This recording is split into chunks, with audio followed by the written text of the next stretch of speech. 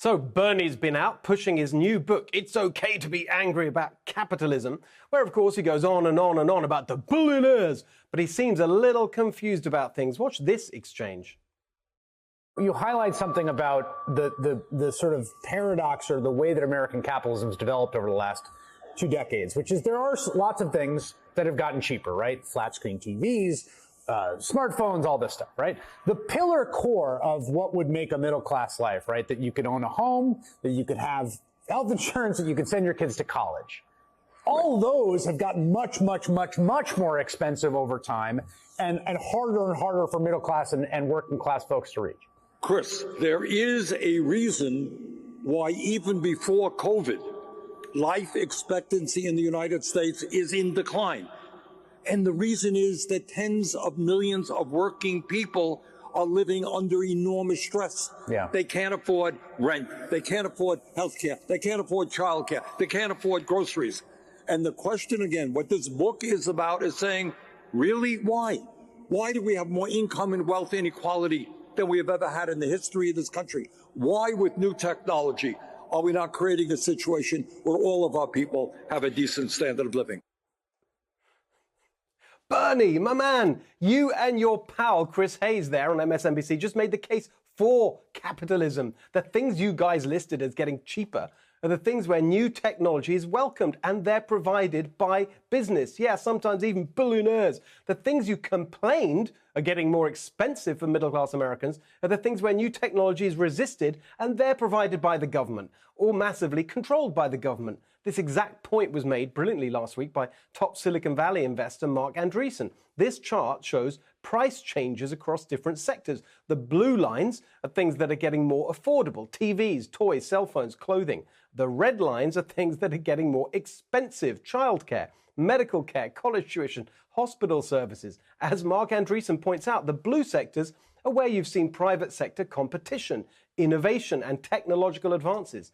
The red sectors have been technologically stagnant because things like education, healthcare, and housing are all heavily regulated, often with the collusion of special interests in those industries. So as Bernie and Chris Hayes and the left ponder this unfathomable mystery of how it is that the free market makes things cheaper, but the government makes things more expensive, guess what they want to do now? Obviously, make big government even bigger. That's the genius idea behind the budget Biden announced this week, with yet another massive expansion of the state. Endless new taxes on small businesses, family businesses, energy producers, just so that in another few years, Bernie can go back on MSNBC and scratch his head all over again about why all these things they've regulated even more are now even more expensive. Here's an idea, Bernie. If you really care about middle-class Americans being able to afford a decent life, change the title of your book to something much more fitting. It's okay to be angry about government. Here with the reaction is Fox News contributor Kat Timpf.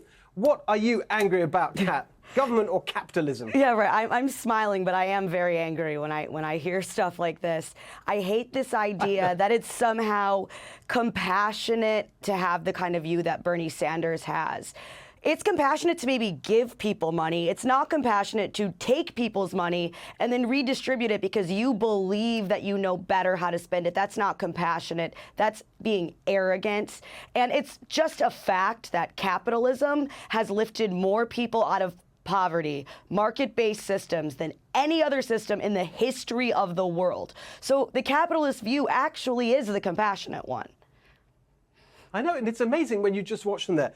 They literally don't even sort of occur to them, the kind of total incoherence of what they're saying. They're just literally going on about how capitalism has made all these things affordable.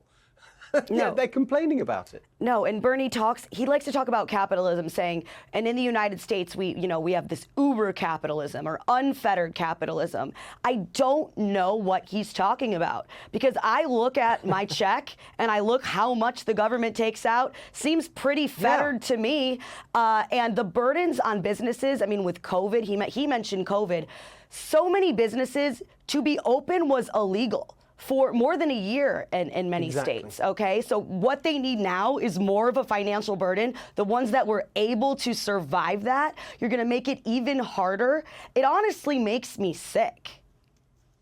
Yeah, exactly. And but that's another title there. Government Makes Me Sick. Yeah. I think that's your next book. But listen, the thing that's also like crazy is that it's going so much in the wrong direction. In fact, the point of that Mark Andreessen thing, I took it from this kind of long tweet he did, or Substack or whatever it was, is that it's moving so far in that direction. He was saying people are worrying about AI taking over and everything. He said, you don't have to worry, because AI and all that technology, that happens in the private sector.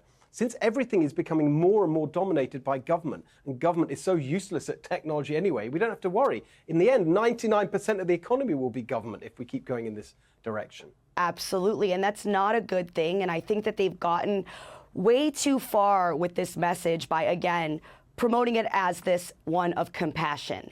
Even going back to COVID and all these stimulus and all the money that the government was spending, when people like you and I were saying, hey, this isn't good, this is going to cause inflation where the money that the government does let you keep is going to be worth less. And now that's exactly what's happening. And not only are people not acknowledging that, but they're still using the same talking points that people who see and believe and look at the facts objectively about capitalism and how it's better, and it is the more compassionate way to allow people to pursue happiness through freedom. They're still saying the same things and getting away with it. It's not compassionate to force people to live according to the way the government tells you should live. The other last quick thing, they're constantly going on about hate, how they're against hate, and we've got to stop hate and hate speech. It's in the title of his book. It's okay to hate capitalism. Apparently it's fine to hate as long as it's the right enemies. Also, and he has a lot more money than I do. Okay, I'm still trying to buy my first home, which I could do if the government didn't take so much of my money. I'm still working on it. He has a few of them. So, and of course he's selling tickets on Ticketmaster for, this book events and all that kind of stuff. It's like, you wrote a whole book about how much you hate capitalism, but you seem to be having a pretty good time under it. Exactly. There you go. Well, it's not the first time there's been a little bit of hypocrisy around these people. Kat, great to see you. You too. Thank you. Hey, Sean Hannity here. Hey, click here to subscribe to Fox News YouTube page and catch our hottest interviews and most compelling analysis. You will not get it anywhere else.